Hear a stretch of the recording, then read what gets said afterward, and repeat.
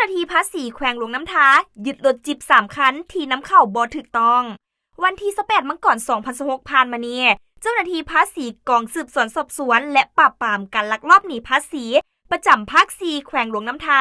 ได้รับแหล่งข่าวว่ามีรถจิบจำนวน3คันนำเข้าบ่ถูกต้องสุกเสืองไว้ที่บริเวณเขตบ้านบ่อเต็นเมืองหลวงน้ำท้าแขวงหลวงน้ำท้าผ่านการกดการในระบบอิเล็กทรอนิกส์เห็นว่า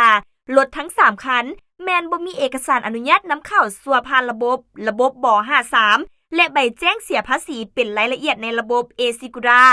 ดังนั้นจึงได้จัดกำลังติดตามรถเป้าหมายดังกล่าวแต่บ่พบเห็นเจ้าของรถจนถึงวันที่4กุมภาพันธ์2026จึงได้เคลื่อนย้ายไปเก็บรักษาไว้ที่ศาลของกองสืบสวนสอบสวนและปราบปรามการลักลอบหนีภาษีประจำภาค4แขวงหลวงน้ำท้าเพื่อดำเนินคดีตามขั้นตอนของกฎหมายว่าด้วยภาษีในขั้นต่อไป